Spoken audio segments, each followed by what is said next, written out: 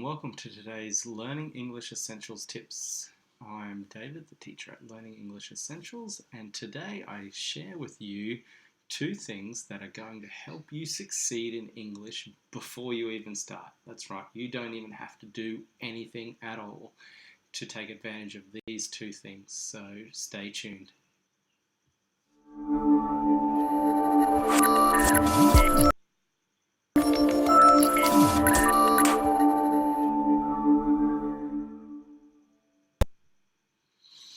Hello and welcome to today's Essential English Tips Live. I'm David, the teacher at learningenglisessentials.com.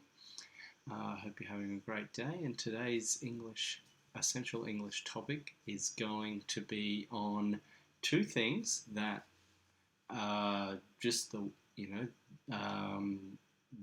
two things that benefit you as English learners and help you out when you're trying to learn and have those first conversations in English.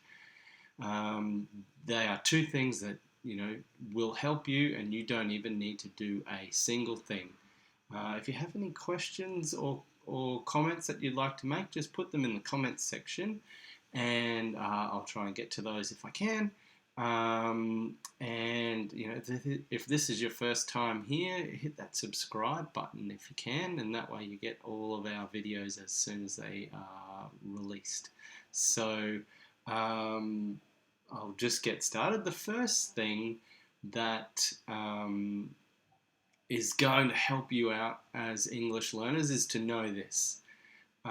English speakers will know and understand what you much more of what you are trying to say than you expect. So when you are having those first conversations in English, you may be very, very nervous about being understood, and the thing that you should remember and take confidence in is that English learners, particularly native English learners, but a lot of even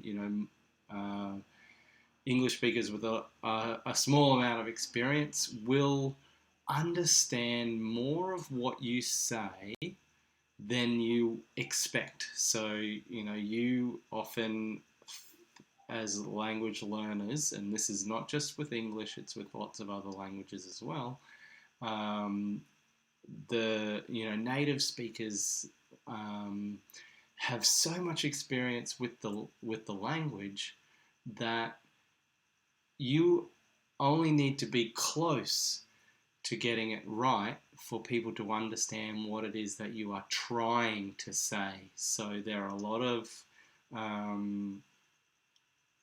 clues that they can they can work out from what it is that you were trying to say, plus other situation clues that can help them work out what it is that you're trying to say, even if the words that you are using aren't quite right. So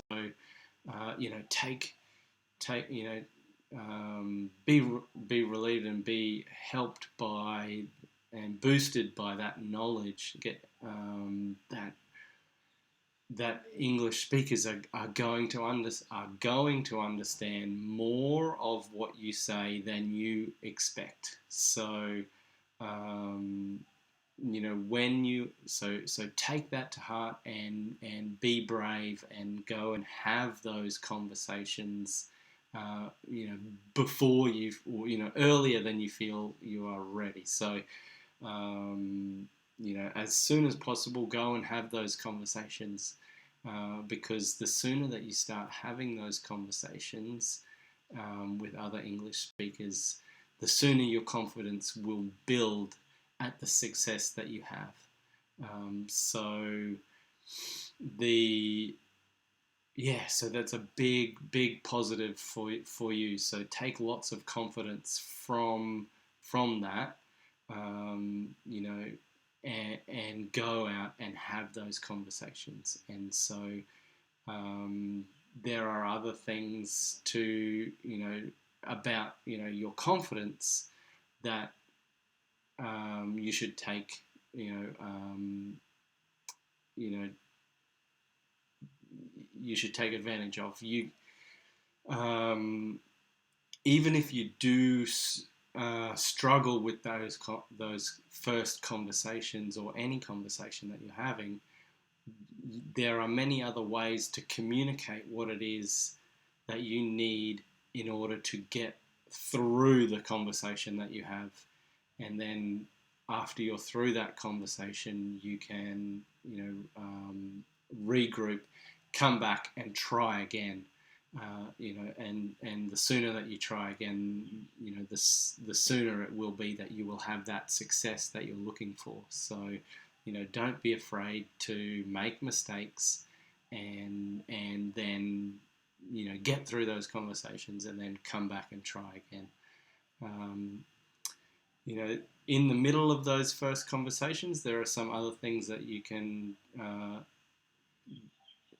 use, skills that you can use to get through those conversations as well.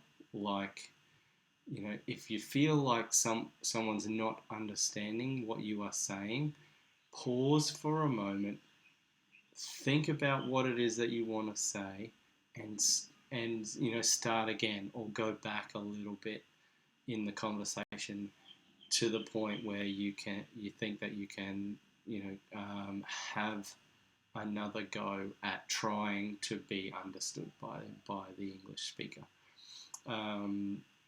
So regroup, pause, regroup, try again.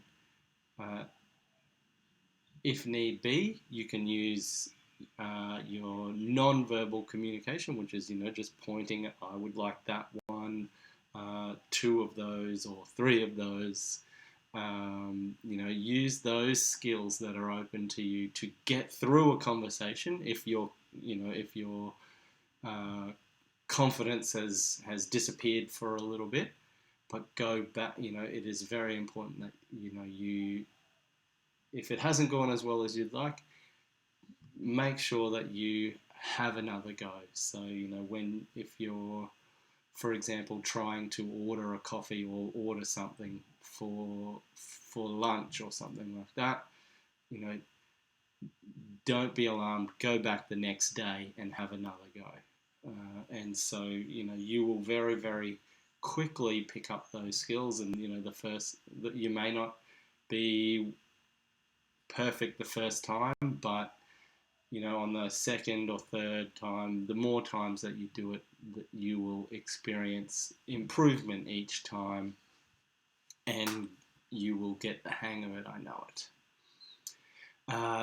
That leads me on to the second thing that's going to help you, and that is this knowledge that a lot of English conversations that you will have will follow a pattern, or be a reciprocal. That means one person asks a question and then the other person possibly asks even the exact same question back. So for most of your conversations, you are having those with someone that you want something from them. So you might be ordering your coffee, or perhaps you need to speak to a doctor, or whatever the case may be.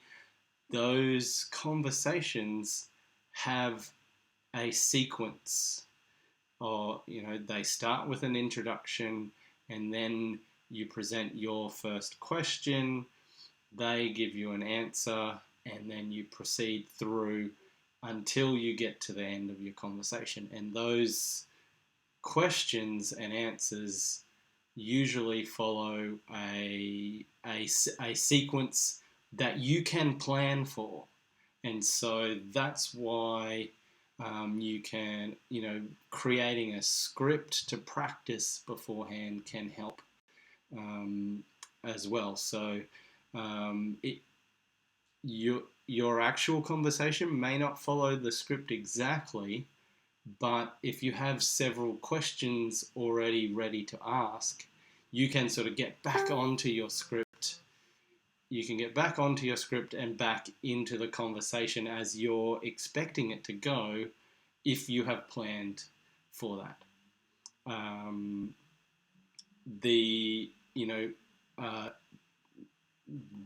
conversations where you're getting to know someone is another very common uh, conversation that you would have with people, and that also follows a series, or follows a sequence that you can use to your advantage.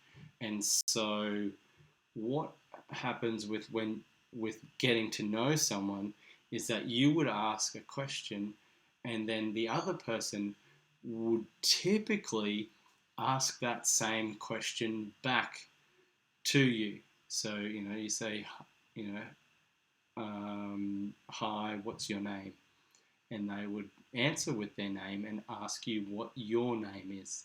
And then you can ask for an interest of theirs, and then they would respond with their interest, and then ask you to respond, ask you about your interests.